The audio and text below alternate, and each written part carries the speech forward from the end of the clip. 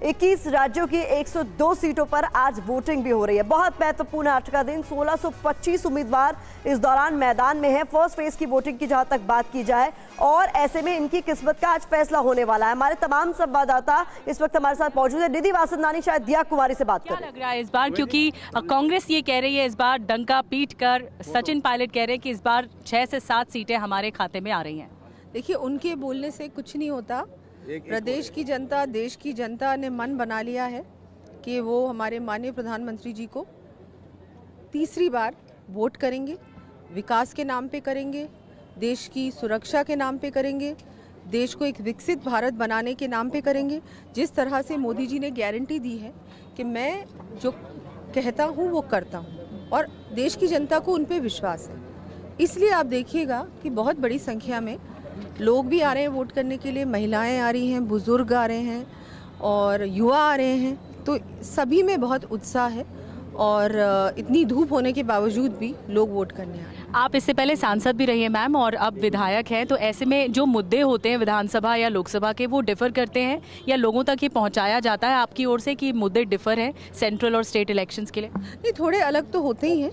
State के मुद्दे अलग होते हैं, सेंटर के अलग होते हैं, लेकिन ओवरऑल जिस तरह से भारतीय जनता पार्टी काम कर रही है, और प्रदेश में अब भारतीय जनता पार्टी की सरकार है, और सब चाहते हैं कि हम अगर हमारे क्षेत्र का विकास सचमुच में करना चाहते हैं और चेंजेस देखना चाहते हैं, तो ज़रूरी है कड़ी से कड़ी जोड़ना, और उसके लिए ज़रूरी है कि लोकसभा सांसद भी भारतीय जनता पार्टी का ही हो। तो मैम, क्या पेपर लीक का मुद्दा इस बार रहा, ये इशू रहा? सेंट्रल मुद्दा रहा, और हमारी सरकार बनते ही हमने SIT का गठन किया, और 70 लोगों की गिरफ्तारियां भी हुई हैं। लगभग 70 लोगों की गिरफ्तारियां हुई हैं।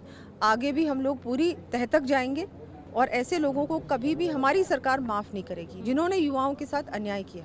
एक आरोप कांग्रेस ये भी लगा रही है कि जो मुख्यमंत्री हैं वो 2 जगह से वोट कैसे कर सकते हैं, ये बार बार वो सवाल उठा रहे हैं। तो इस पर आपके बारे में मैं कुछ नहीं कहना चाहूँगी। मैं तो यही कहूँगी कि जिस तरह से हमारी सरकार ने काम किया है, मुख्यमंत्री जी बहुत काम कर रहे हैं, बहुत मेहनत कर रहे हैं, और जब से वो मुख्यमंत्री बने हैं उन्होंने बहुत बड़े बड़े काम किए। ERCP को राजस्थान में एक्चुअल में उसका काम शुरू करना, और वो जो लग रहा था कि कभी नहीं हो सकता, वो उन्होंने काम कर दिखाया। यमुना का पानी शेखावाटी तक पहुंचाने का भी उन्होंने काम किया।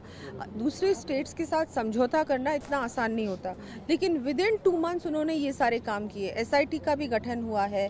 बहुत सारे हमने इस बार बजट में भी घोषणाएं भी की हैं। उन घोषणाओं पे हम लोग अमल भी कर रहे हैं। एक्चुअल में हम लोग तो बस यही करते हैं, मुख्यमंत्री जी और उनकी पूरी टीम यही करती रहती है कि हम लोग कैसे, हम जो कहते हैं उनको, जो कहा है उसको करना है, सिर्फ बोलना नहीं है। झूठी घोषणाएं, झूठे वादे नहीं करने, जो कि गहलोत सरकार करती है। मैम, 25 सीटें और 12 सीटों पर मतदान, तो क्या यही 400 पार के राजस्थान जो हिंदी बेल्ट का राज्य? बिल्कुल 400 पार होगा। 25 की 25 सीटें भारतीय जनता पार्टी के पक्ष में आएंगी। बहुत बहुत धन्यवाद मैम, हमसे बातचीत करने के लिए। TV9 भारतवर्ष से बातचीत करनी थी डिप्टी CM राजस्थान की, और उनकी काफी आश्वस्त नजर आ रही है। जीत को लेकर कई बड़े दावे किए गए हैं कि राजस्थान में 25 की 25 सीटों पर बीजेपी जीतेगी, और ऐसे ही हम 400 पार के नारे को साकार भी करेंगे। इस बीच देखिए, हमारे अलग अलग संवाददाता आपको इस वक्त स्क्रीन पर नजर आ रहे हैं। मुरादाबाद चलते हैं, वहां पर पंकज झा हमारे साथ बने हुए हैं। पंकज जी, मुरादाबाद की खास तौर पर बात करें तो पीतल नगरी में इस बार की हवा किस तरीके की है, क्योंकि यहां पर कैंडिडेट्स को लेकर जो कुछ हुआ वो सबके सामने।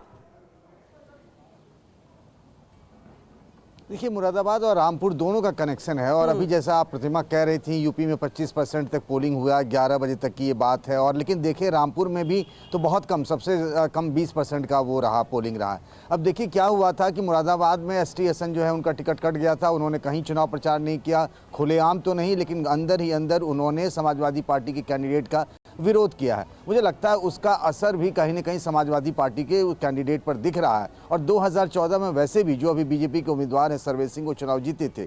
उसी तरीके से रामपुर में अगर देखें, 2 मुस्लिम उम्मीदवार हैं, BSP के और एक समाजवादी पार्टी के, और यहाँ से बीजेपी ने जो उम्मीदवार दिया अपने वर्तमान सांसद घनश्याम लोधी को। लेकिन जिस तरीके से बात कही जा रही थी कि 2 मुस्लिम उम्मीदवारों के होने के कारण मुस्लिम वोटों में बंटवारा होगा, वैसी कोई सूरत हाल यहाँ रामपुर में नहीं दिख रही है। हालांकि रामपुर में वोटिंग बहुत कम है। बिल्कुल, अगर कला की बात करें तो रामपुर मुरादाबाद दोनों में ही देखने को मिली। ऐसे में किस तरीके से वहां पर वोटिंग पैटर्न नजर आता है वो बहुत महत्वपूर्ण है। इस बीच समाजवादी पार्टी के नेता ST हसन ने TV9 भारतवर्ष से बातचीत में कहा, आस्तीन के सांपों का इलाज जरूरी है। बीमारी का इलाज जरूर करेंगे, पार्टी की सेहत के लिए इलाज जरूरी है। अखिलेश यादव को लोगों ने गुमराह किया, एसटी हसन की तरफ से ये तमाम बातें कही गई, जरा सुनिए। पहले राउंड में जिन सीटों पर मतदान हो रहा है उसमें मुरादाबाद भी है, और मुरादाबाद में बड़ी दिलचस्पी है समाजवादी पार्टी को लेकर। हालांकि पार्टी के सांसद हैं डॉक्टर एसटी हसन, टिकट भी मिला था और अगले दिन टिकट कट भी गया, कहानी वो पुरानी हो चुकी है। लेकिन कुछ और मुद्दों पर बात करते हैं खुद डॉक्टर एसटी हसन साहब से। डॉक्टर साहब, आप सर्जन हैं, तो मैं तो ये जानना चाह रहा हूँ कि जो होना था हो गया, अब आगे क्या ऑपरेशन कर रहे हैं आप? जो बीमारी लगी है उसी के ऑपरेशंस भी होते हैं। हम तो कैंसर तक निकाल देते हैं, लेकिन जो छोटी मोटी बीमारी हैं, पेट में कीड़े हो गए या आस्तीन में सांप आ गए, उन्हें भी निकालना पड़ता है, तभी पार्टी की सेहत बहुत अच्छी हो जाती है, बीमारी दूर होती है। तो ये आप आस्तीन का सांप कह रहे हैं, क्या मतलब क्या है? जो लोग मिसगाइड करते हैं दिनों रात और किसी और लोगों के इशारे से करें जिनका रिमोट कहीं और होता है। किसको मिसगाइड करते हैं? मतलब किसी नाम तो बताए, आप तो खुल के बोलने वाले हैं डॉक्टर साहब। हमारे राष्ट्रीय नेताओं को, राष्ट्रीय अध्यक्ष को भी और बड़े नेताओं को भी। जो लोग, वो लोग मिसगाइड करके कोशिश ये करते हैं कि समाजवादी पार्टी कमज़ोर हो, उन लोगों का इलाज होना बहुत ज़रूरी है। तो इसमें कोई शुभ मुहूर्त निकालने की थोड़ी देरी है, तुरंत करिए ऑपरेशन। अगर बीमारी इतनी मतलब गंभीर है तो ऑपरेशन तो तुरंत होना चाहिए, उसमें किस बात का इंतजार? अभी कुछ दिन दवाओं से भी देखते हैं ना, शायद सही हो जाए। ऑपरेशन तो आखिरी इलाज है। तो आप इशारों में बात करें, बताइए तो सही। मतलब अखिलेश यादव मिसगाइड हो क्यों जा रहे हैं ऐसे लोगों से? कौन है ये लोग? नाम तो बताइए खुल के। अरे आप यहाँ पे आए हैं, मैं 4 आदमी यहाँ खड़ा कर दूँ, 4 सड़क पे कर दूँ, 10 उसके आगे कर दूँ, अब वो सब आपसे ये कहने लगे एक किसी पर्टिकुलर चीज़ को कि एसटी हसन तो बहुत ख़राब आदमी है।